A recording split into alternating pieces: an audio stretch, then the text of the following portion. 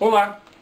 Hoje eu queria apresentar para você o seguinte: O Príncipe de Maquiavel é o curriculum vitae, que nós chamaríamos hoje de um curriculum vitae. Essa obra foi escrita quando Maquiavel estava no exílio entre 1513 e 1516, levou uns 3 anos para ser sistematizada nesse formato, e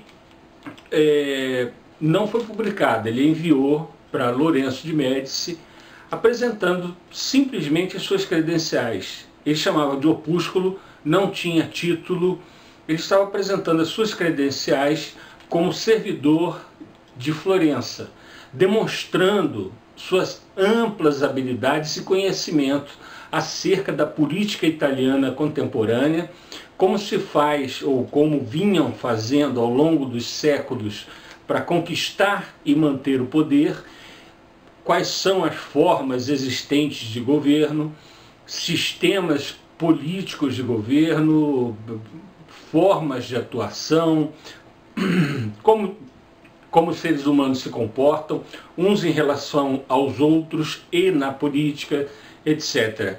Então, trata-se de uma obra que é, no fundo, o currículo de Maquiavel apresentando-se para trabalhar.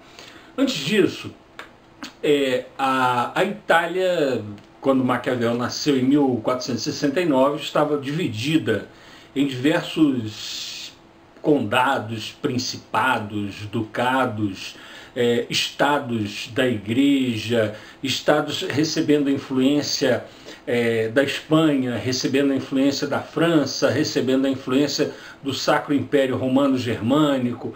A Itália era uma verdadeira colcha de retalhos.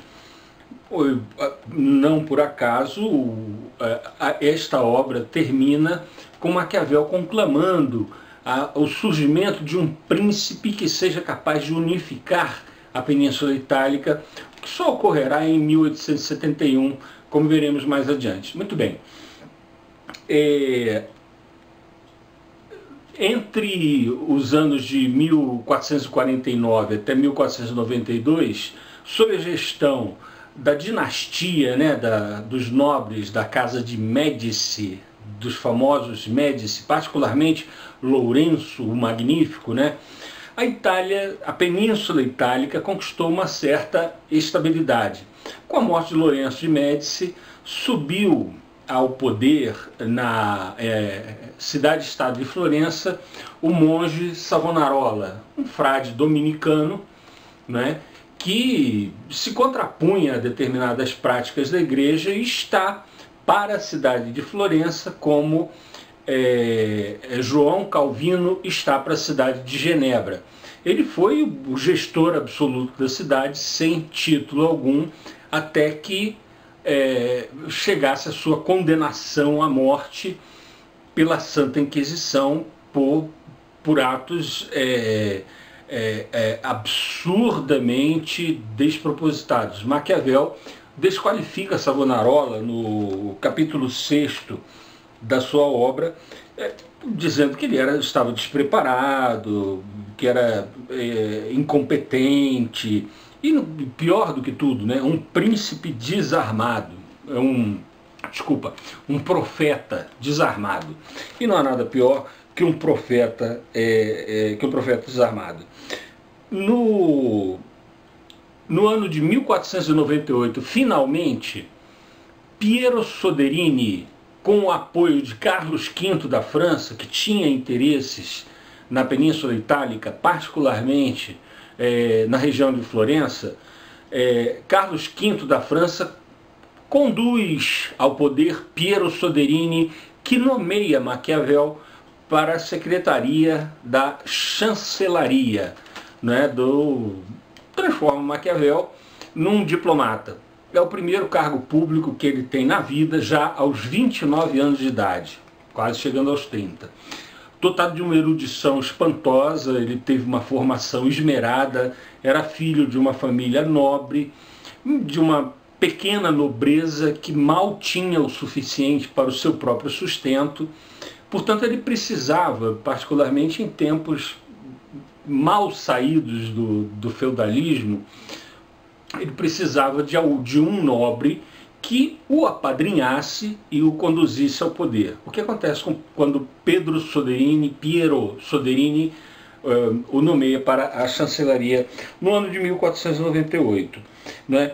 Ele exerce várias funções administrativas, várias funções diplomáticas junto à França, junto ao papado, junto a uma série de potentados da Itália. Ele tenta montar uma milícia para proteger melhor a cidade-estado de Florença e tem uma atuação brilhante ao longo de toda a sua carreira, que dura apenas 14 anos. Ao final desses 14 anos, no ano de 1512, os Médici voltam ao poder, expulsam os franceses de Florença. Maquiavel é envolto na trama, suspeita-se de que ele estivesse conspirando contra os Médici. Ele é preso, torturado, nada fica provado, mas ele é punido. Ele vai para o exílio em San Cassiano, não é? E lá morre, né? De 1512 até 1527, ele amarga um exílio que lhe dá como grande riqueza somente o que todos os exilados de todos os tempos tiveram: tempo sobrando, né? Ele usa muito bem esse tempo sobrando, particularmente sistematizando a sua obra principal, a sua obra mais importante para o mundo acadêmico. Por incrível que pareça, não é O Príncipe. A obra chama-se Os Discursos sobre a Primeira Década de Tito Livio. Nessa obra, ele se coloca como republicano, ele coloca a República Romana, não é, no tempo de Tito Livio, como sendo um grande exemplo a ser seguido. Ele faz ilações espetaculares, extraordinárias, e ele traz aportes de altíssima relevância para a ciência política e para a sociologia contemporânea. Mas o livro que lhe dá fama e o de maior popularidade recebe, quando publicado 5 anos após a morte de Maquiavel, no ano de 1532, esse livro recebe o nome de O Príncipe. Quando foi encaminhado ao neto de Lourenço Magnífico, também chamado Lourenço, e a quem Maquiavel, para confundir ainda mais, chama também de Magnífico, né? Esse neto de Lourenço de Médici simplesmente despreza a obra, não consta que sequer tenha lido, né? E a obra, na época, não tinha ainda um título. Nessa obra, Maquiavel coloca todo o seu conhecimento acerca de como fazer para conquistar o poder, para manter o poder, de que maneira, como são quais são as formas de governo, como os homens se comportam com relação uns aos outros, como deve o príncipe proceder quando galgar o poder, de que maneira nós podemos nos precaver com relação a armadilhas que nos armam, de que maneira podemos nos precaver contra aqueles que nos afrontam diretamente, de que maneira podemos nos cercar de uma ambiência favorável a que possamos viabilizar aquilo que temos em mente. Enfim, Maquiavel exagera na exposição da sua vastíssima erudição e de toda a experiência que ele adquiriu ao longo daqueles 14 anos em que esteve na chancelaria de Florença, né? Tudo isso, infelizmente, em vão. Os serviços dele são olimpicamente desprezados, e não fosse isso, nós não teríamos essa obra, não teria o tempo necessário a sistematizar o trabalho, né? Há um ditado grego clássico, né, que diz: os deuses permitem que os homens sofram para que as futuras gerações tenham que cantar. Então Maquiavel sofreu em vida, mas nós temos O Príncipe, uma obra extraordinária sobre o exercício do poder, né? Ele despreza o que ele chama de principados eclesiásticos. Eu estou aqui folheando a esmo e mais adiante falarei sobre alguns dos aspectos, né, do príncipe. O mais interessante é vermos que Maquiavel é pragmático. No Príncipe, nessa obra que nós conhecemos como O Príncipe, ele não trata de como as coisas deveriam ser, idealmente. Não, ele trata das coisas como são, pragmaticamente, como elas estão se apresentando, né? Maquiavel, portanto, rompe com a ética religiosa e rompe também com a ética doméstica, né? No mundo ocidental clássico, greco-romano, se dizia que o chefe de família era um déspota. Ele tem poderes despóticos até de vida e morte sobre as pessoas e os escravos que tem, né, as pessoas ao redor da sua casa. Essa ética doméstica, ela não pode graçar na dimensão pública. E Maquiavel deixa isso claro. A dimensão pública ela não pode ser gerenciada por um déspota. Há diversas formas de governo. Maquiavel se coloca claramente favorável à forma republicana e rompe, claro, com a ética doméstica. Não há nada de perversão, perversidade, maldade no pensamento maquiavélico, nada mais distante. Pura e simplesmente pragmatismo. Ele era um técnico altamente versado, enormemente gabaritado e capacitado, e é isto que ele procura deixar claro para Lourenço de Médici, a fim de continuar trabalhando para a cidade de Florença, que ele tanto gostava. Também no Príncipe há alguns momentos em que se tangencia questões como existe a natureza humana, os seres humanos são bons ou maus por natureza.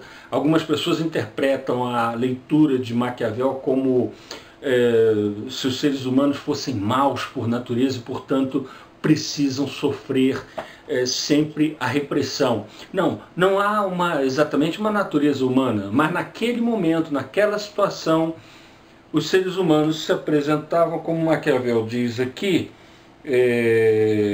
no capítulo 17, né, se é melhor ser temido ou amado, né, diz ele que o ideal seria ser temido e amado ao mesmo tempo, né, o príncipe, né? Mas sendo os homens como são, e sendo impossível ser temido e amado, é muito mais seguro ser temido do que amado.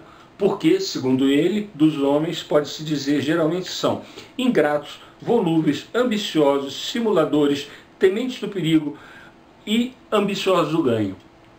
É uma visão bastante negativa do ser humano, que estava vivo, que existe, que é assim naquele momento, não é? Afetado pelas circunstâncias sociais ao seu redor.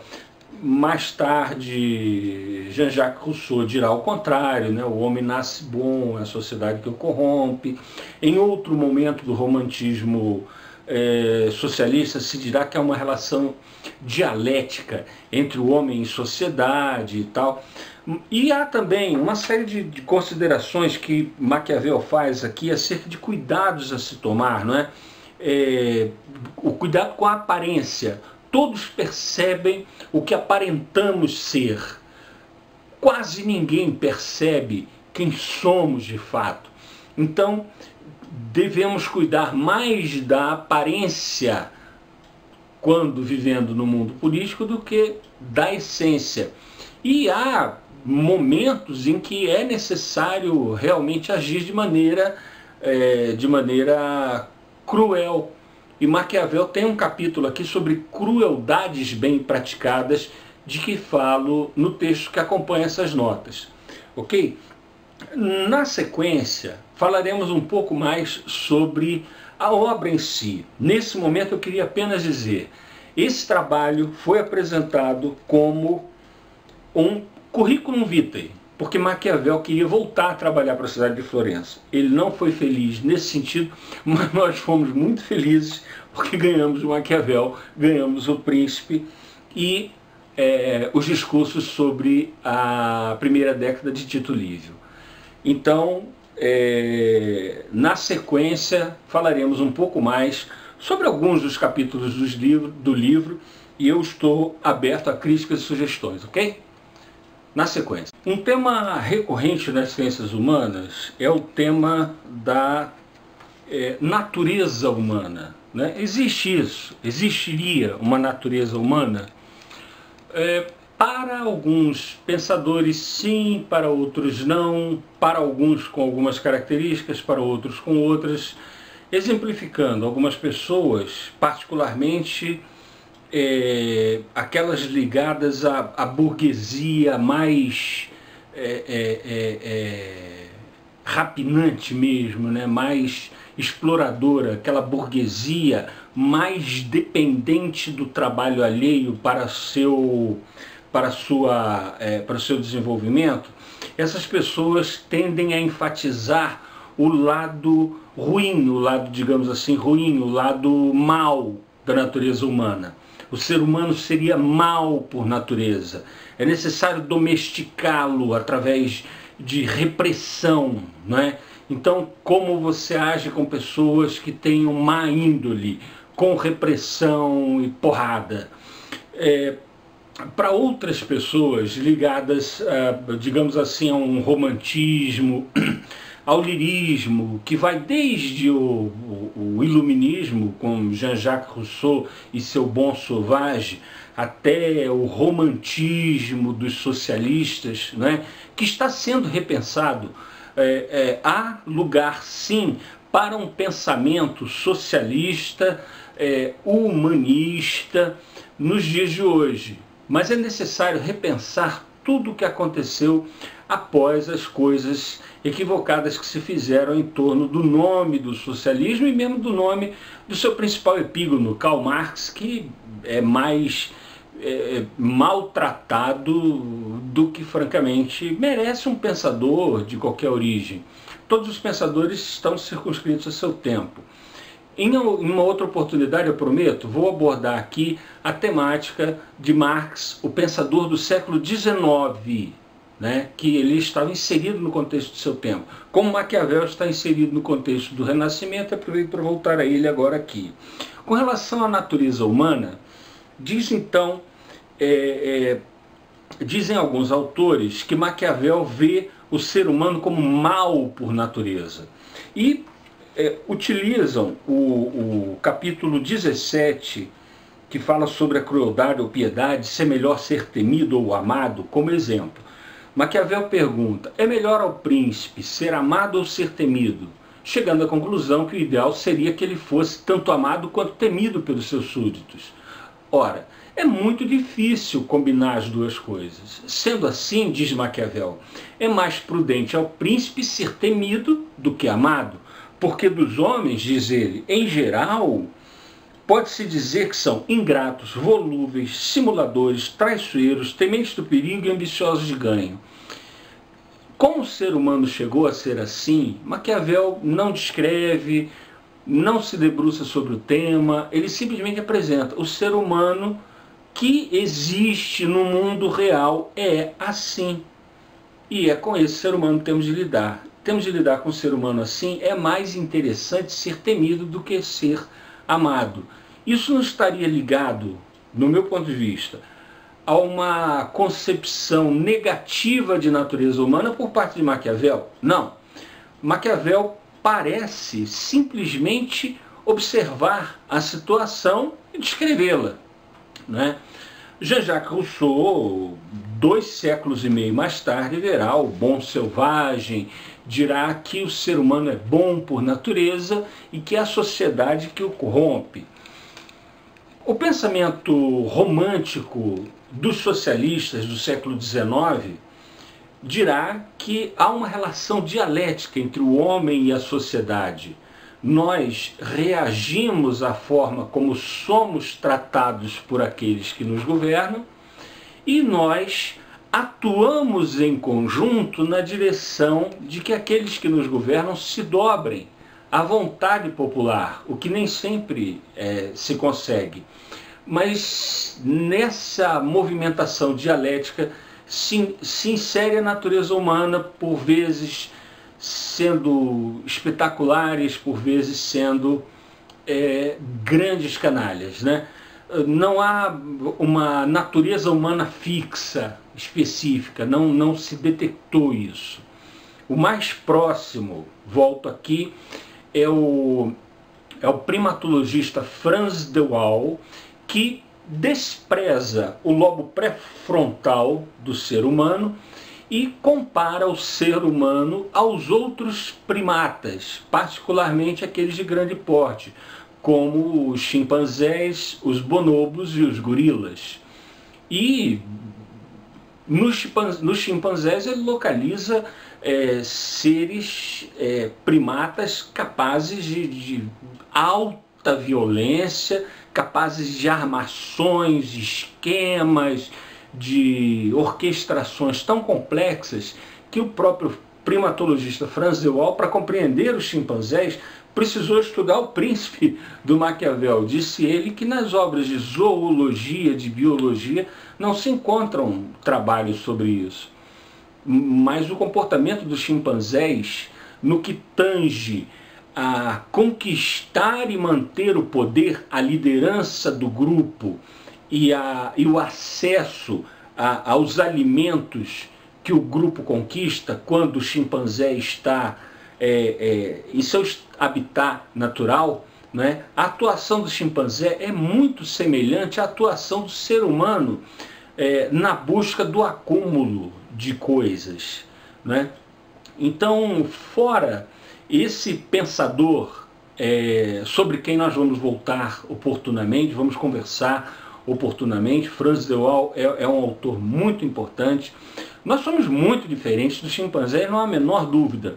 Nós temos um cérebro com essa parte da frente, né, o lobo. Se você observar o crânio de um chimpanzé, verá a diferença do lobo pré-frontal, que nos permite, enfim, imaginar coisas, sonhar, falar, imaginar, enfim, pensar, né? O pensamento abstrato, né? Coisas que os chimpanzés não têm. Mas no reino animal, nós temos 1% só de diferença genética dos chimpanzés, são aqueles que mais se aproximam de nós, então é interessante conhecermos essas coisas assim mais profundas do que diz respeito à nossa natureza. Também é interessante conhecer, saber como fizemos para superá-las e saber até, lamento dizer, o que a sociedade anda fazendo, essa sociedade globalizada do século XXI anda fazendo, para que voltemos àquele estado de barbárie em que estavam os seres humanos antes de desenvolver grandes meios de convívio social, em que estão os chimpanzés até hoje, né? O mundo globalizado é muito triste e é possível compreendê-lo através de uma análise do comportamento dos chimpanzés, que são gananciosos, que são vorazes, que são ferozes, como qualquer apostador da Bolsa de Wall Street o é, né? Abandonando aquelas qualidades superiores do lobo pré-frontal. Voltando ao Maquiavel, ele informa que é importante sabermos que os seres humanos percebem com grande clareza o que nós aparentamos ser. Pouquíssimos percebem quem somos realmente. Portanto, manter as aparências, uma aparência de bondade mesmo, que executando o que Maquiavel chamará de crueldades bem praticadas, né, em determinados aspectos, é importante. Ele diz que no mundo da política, algumas pessoas montam armadilhas para nós. Agem de maneira sorrateira, subreptícia. Contra estes é necessário usar a esperteza ele usa a alegoria do leão e da raposa. A esperteza da raposa para evitar as armadilhas da política. Mas há aqueles adversários que nos enfrentam de frente, como os lobos.